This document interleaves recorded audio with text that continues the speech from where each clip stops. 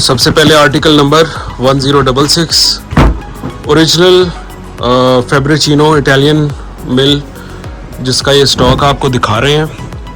अच्छा, ये कपड़ा क्या है जी, ये लाइट वेट ट्वीड है। ये आप देख रहे हैं इसका टेक्सचर, और बड़ी सॉफ्ट इसकी हैंड फील है, बहुत ही ज़बरदस्त ये फैब्रिक है। और ये इसका चेक है दूर से। अब आपके जहन में सवाल आएगा इसका इस्तेमाल क्या है। ये है जी प्योर वूल, सर्दियों का कपड़ा है प्योरली, ठीक है। और है फैब्रिचिनो इटालियन मिल, जिसका ये स्टॉक है हमारे पास आया है, ठीक है। इंपोर्टेड कपड़ा होता है, बड़ा जानदार बड़ा शानदार कपड़ा होता है। ये आपको हर दुकानदार के पास ये नहीं मिलेगा। ये जो बड़े बैठे हुए ना आपके यार दोस्त टिकटॉक पे, उनको कहें यार ऐसी भी चीज़ें ला के दिखाया करें आपको। ओरिजिनल इटालियन पाकिस्तानी चीज़ें आपको बेची जाती हैं, ओरिजिनल ज़रा बाहर की भी चीज़ें तो ला के दिखाएं ना आपको, मज़ा तो तब आए। अच्छा, बहरहाल अब आपने इसका